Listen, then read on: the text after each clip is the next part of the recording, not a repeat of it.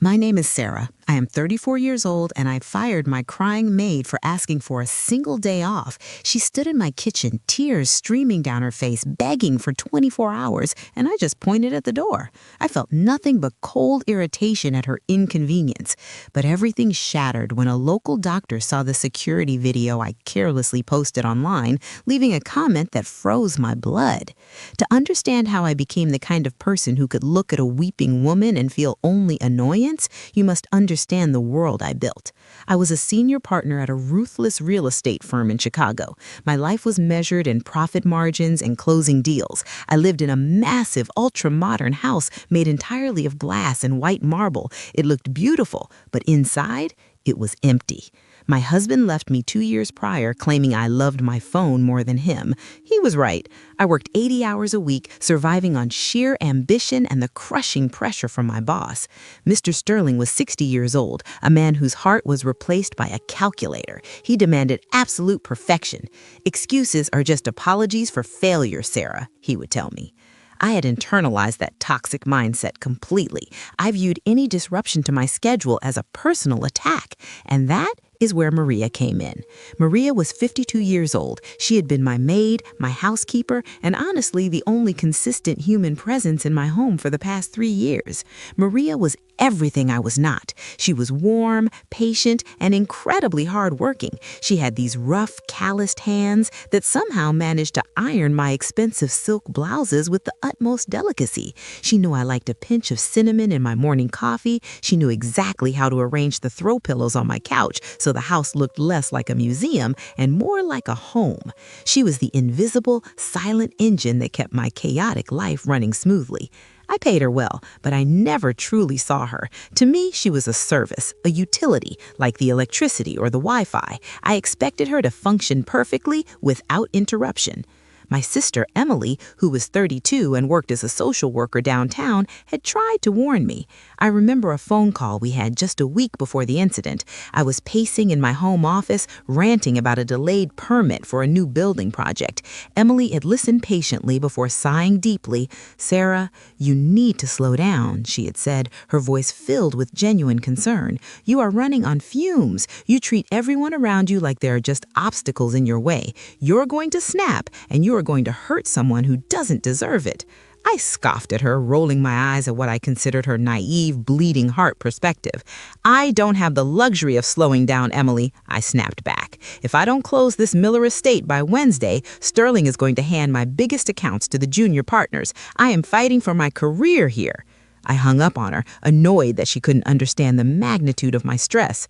That stress reached a boiling point the week of the firing. I was finalizing the Miller estate, the most lucrative deal of my entire career. It required absolute perfection. I was hosting a private celebration dinner at my house on Wednesday night for the clients and Mr. Sterling. The house needed to be immaculate. The catering had to be flawless. I had barely slept in 4 days. My nerves were frayed, my patience was non-existent, and my empathy was completely shut down. Then came Tuesday morning. I was frantically searching for my lucky silver pen, tearing through my home office when Maria walked in. Immediately, I knew something was wrong. She wasn't wearing her usual crisp uniform. She was wearing a faded sweater, and she looked terrible. Her face was pale, her eyes were red and swollen, and her hands were shaking visibly. She looked like a woman who had been awake all night crying. But in my stress-blinded state, I didn't see a human being in pain. I only saw a disruption to my perfectly planned schedule. "Maria, what is going on?" I demanded, not even bothering to look up from my desk. "Why aren't you in uniform? The caterers are bringing the equipment tomorrow morning, and the dining room still needs to be prepped." Maria took a deep, shuddering breath. "Miss Sarah," she began, her voice cracking, "I am so sorry. I know tomorrow is the big dinner, but I cannot come in. I need tomorrow off, just 1 day. It is an absolute emergency."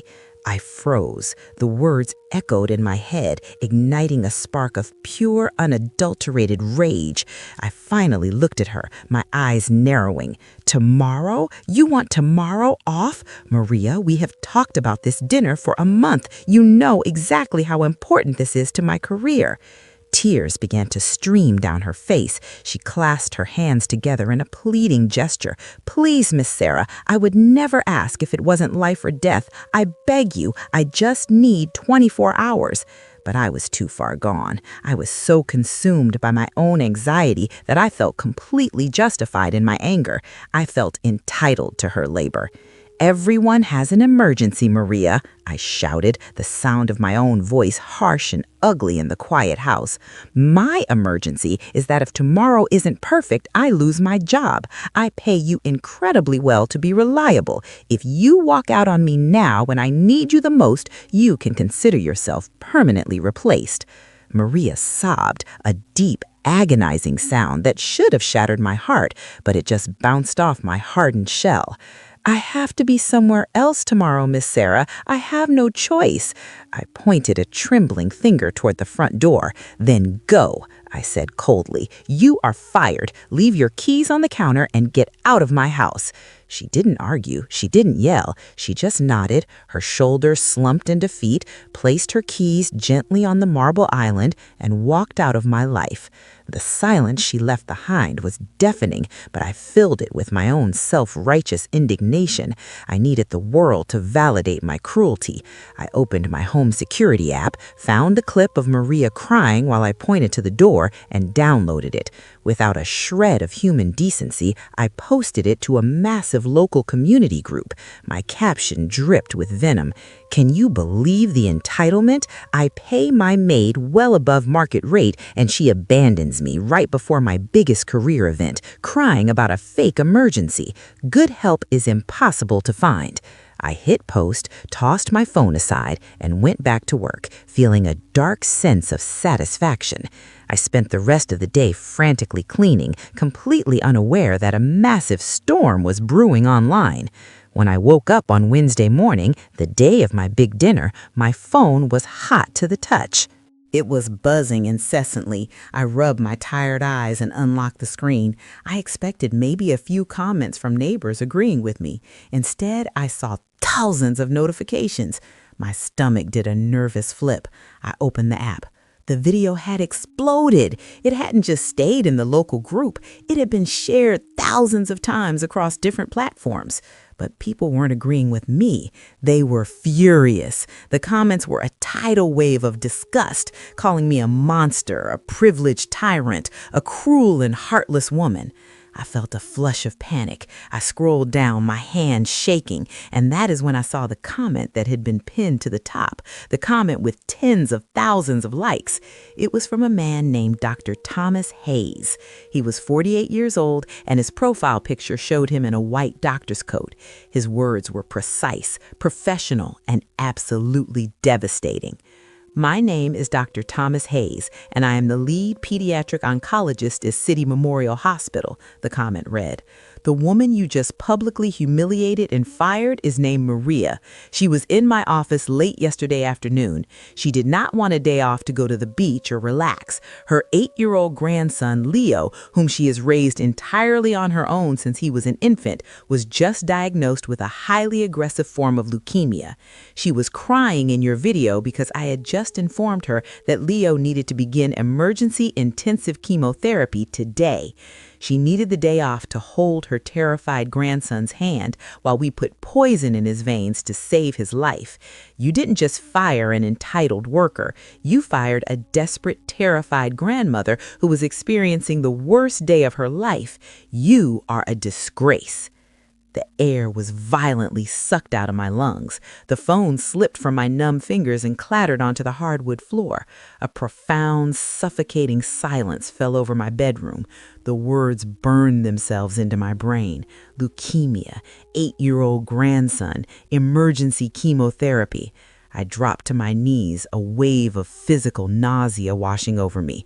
I crawled to the bathroom and vomited violently into the pristine toilet Maria had scrubbed just days before. The realization of what I had done crashed down on me with the weight of a collapsing building. I hadn't just been mean, I had been monstrous. I had looked at a woman whose world was ending, a woman who was carrying an unimaginable burden of grief, and I had punished her for inconveniencing my dinner party. The guilt was a physical agony tearing at my chest.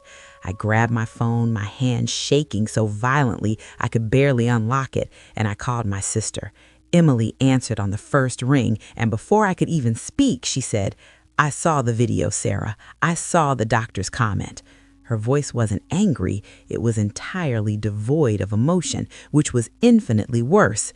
"Emily, I didn't know," I sobbed hysterically. "I swear I didn't know." Emily sighed, a heavy, exhausted sound.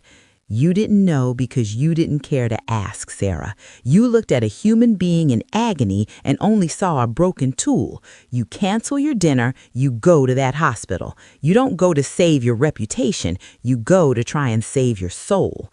I didn't hesitate. I ran to my car and drove through the rain to City Memorial Hospital. When I found the pediatric oncology ward, the smell of antiseptic hit me like a physical blow. Dr. Hayes was standing near the nurse's station. I approached him, trembling. "You have a lot of nerve showing your face here," he said, his voice low and hard. I begged him to let me see her. He pointed to her room. "Your apology doesn't cure cancer, Sarah," he warned. I pushed open the door to room 412. Maria was sitting next to a massive hospital bed, holding the tiny hand of a pale, fragile little boy hooked up to terrifying machines. When she saw me, she didn't yell. She just looked incredibly tired. "Miss Sarah, why are you here?" she whispered. I fell to my knees on the cold floor, sobbing, begging for her forgiveness, offering to double her salary. Maria looked down at her grandson, then back at me with infinite sorrow. "I don't want your job," she said softly. "When I begged for his life, you looked right through me. Keep your money." Her quiet dignity destroyed my ego. I walked out of the hospital into the rain, my phone buzzing. It was Mr. Sterling. "The Miller family saw the video. The board side. You are a public relations nightmare," he said coldly. "You are terminated." In 24 hours, my cruelty cost me absolutely everything I had spent my entire adult life building. I didn't fight the termination. I knew I had no defense. Instead, I sold my massive empty house and my luxury car, using the money to anonymously pay off Leo's entire medical bill at City Memorial Hospital. I also set up a secure trust fund so Maria wouldn't ever have to worry about paying her rent or buying groceries while she was fighting for her grandson's life. It couldn't erase the horrible thing I did, but it was the only way I could begin to make amends for my profound lack of humanity. I learned the hard way that true success isn't measured by profit margins or pristine houses, but by how you treat the most vulnerable people when you hold the power. You might look at my ruined career and think I got exactly what I deserved, and you would be right. But I have to ask you, if you were pushed to your absolute breaking point, blinded by stress, are you entirely sure you wouldn't make a similarly catastrophic mistake? Until next time.